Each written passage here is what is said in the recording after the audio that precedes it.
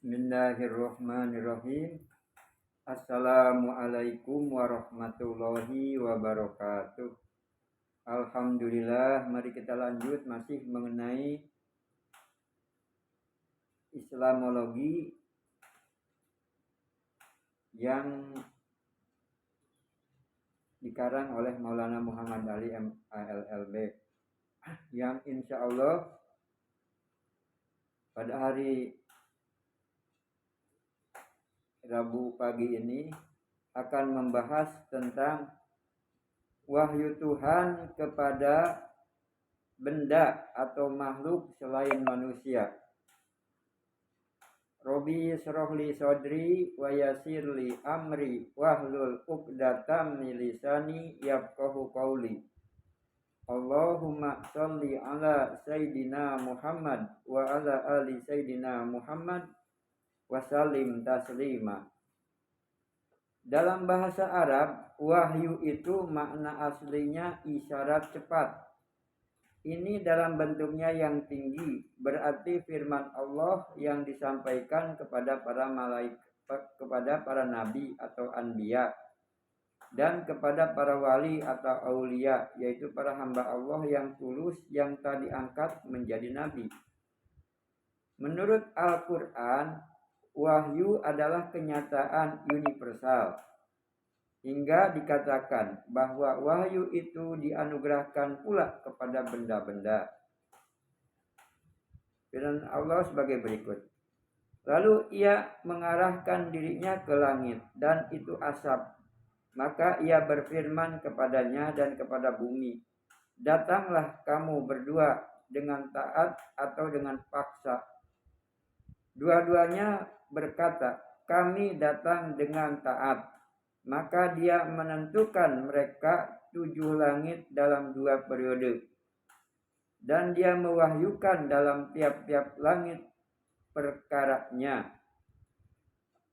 Al-Quran surat 41 ayat 11 sampai 12. Di tempat lain dalam Al-Quran disebutkan bahwa wahyu Tuhan kepada bumi sebagai berikut. Tatkala bumi diguncangkan dengan guncangannya dan bumi mengeluarkan muatannya, dan manusia berkata, apakah yang menimpanya? Pada hari itu bumi akan menceritakan perkabarannya, karena Tuhan dikau telah mewahyukan kepadanya. Surat 99 ayat 1 sampai 5. Pertama-tama Allah berfirman kepada bumi dan langit, dan wahyu Tuhan kepada langit menunjukkan bahwa ada semacam wahyu yang dengan melalui itu terjadilah undang-undang Tuhan di alam semesta. Kedua, revolusi besar terjadi di atas bumi. Bumi mengeluarkan muatannya, artinya bumi membuka kekayaannya berupa mineral dan lain-lainnya. Revolusi di atas bumi inilah yang dikatakan sejenis wahyu ilahi. Ada pula wahyu Tuhan kepada binatang sebagai berikut. Dan Tuhan dikau mewahyukan kepada lebah, buatlah sarang di gunung-gunung dan di pohon-pohon dan pada apa yang mereka bangun. Lalu makanlah segala macam buah-buahan dan berjalanlah di jalan Tuhan dikau dengan rendah hati. Al-Quran surat 16 ayat 68 sampai 69. Ini benar-benar satu contoh wahyu ilahi yang dianugerahkan kepada makhluk rendah. Sehingga apa yang mereka kerjakan secara naluri ini sebenarnya berkat wahyu ilahi. Dua contoh tersebut menunjukkan bahwa wahyu ilahi itu dimaksud untuk mengembangkan dan menyempurnakan segala sesuatu dalam lingkungan yang sudah ditentukan.